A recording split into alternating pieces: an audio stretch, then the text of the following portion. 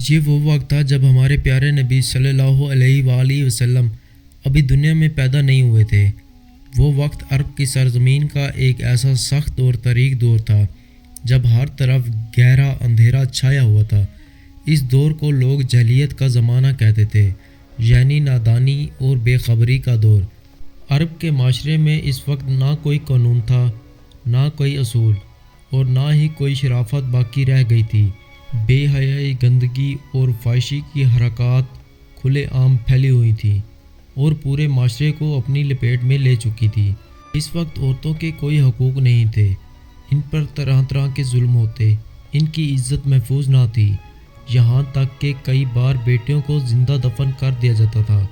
لوگوں کے دل محبت، رحمت اور ہمدردی سے خالی ہو چکے تھے۔ عورتوں کو صرف تفریح اور لطف اٹھانے کی چیز سمجھا جاتا تھا، یہاں تک کہ بازاروں میں مرد اور عورتیں دونوں کو غلام اور بندی بنا کر بیچا جاتا تھا۔ اس وقت مختلف علاقوں سے مسلمان حج کے لیے مکہ آتے تھے، مگر خانہ کعبہ کے اندر 360 بت رکھے ہوئے تھے۔ اس دور میں مکہ میں مسلمانوں کے ساتھ ساتھ عیسائی، یہودی اور مختلف قبائل کے لوگ بھی تجارت کے لیے آتے۔ ان میں کافروں اور مشرکوں کی تعداد زیادہ تھی، اس وجہ سے ان کا دباؤ باقی سب پر بھاری تھا۔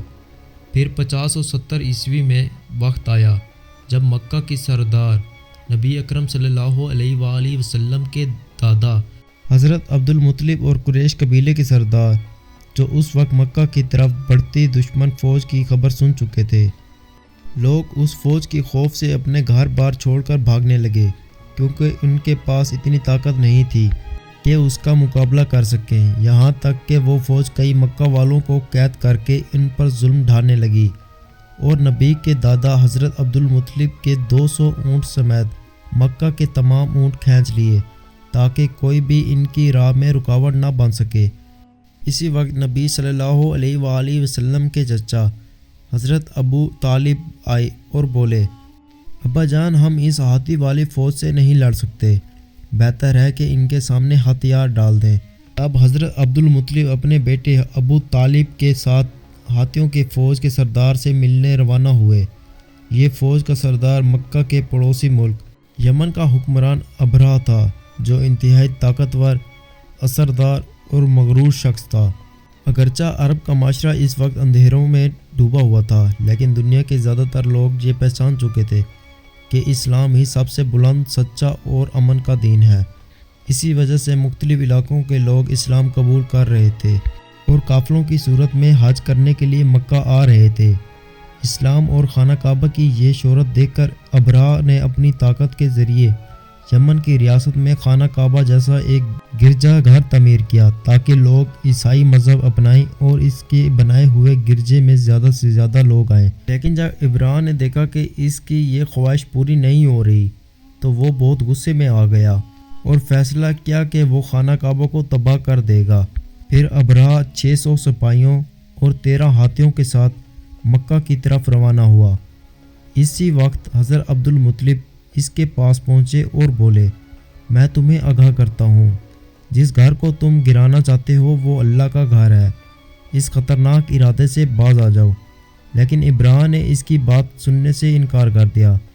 تب حضرت عبد المطلب نے کہا، میرے اونٹ مجھے واپس کر دو۔ یہ سن کر ابرہہ حیران ہوا اور بولا، میں تمہارے پاکیزہ عبادت گاہ کو گرانے آیا ہوں، جہاں تمہارے بزرگ عبادت کرتے آ رہے ہیں، اور اس سے تمہاری عزت اور پہچان مٹ جائے گی، مگر تمہیں اس کی کوئی فکر نہیں، تم تو صرف اپنے اونٹ لینے آئے ہو۔ حضرت عبد المطلب نے جواب دیا، میں اونٹوں کا مالک ہوں، انہیں لینے آیا ہوں، لیکن اس مکہ اور خانہ کعبہ کا اصلی مالک اللہ ہے، اور مجھے یقین ہے کہ اللہ خود اپنے گھر کی حفاظت کرے گا۔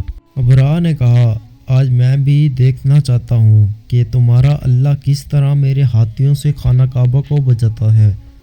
پھر اس نے حضرت عبد المطلب کو ان کے اونٹ واپس کر دیے اور وہ اپنے گھر لوٹ آئے۔ اگلے دن صبح ابرہہ اپنے ہاتھیوں والی فوج کے ساتھ مکہ میں داخل ہونے کے لیے بڑھا، لیکن جیسے ہی ہاتھی خانہ کعبہ کی حدود میں پہنچے، وہ آگے بڑھنے کے لیے تیار نہ ہوئے۔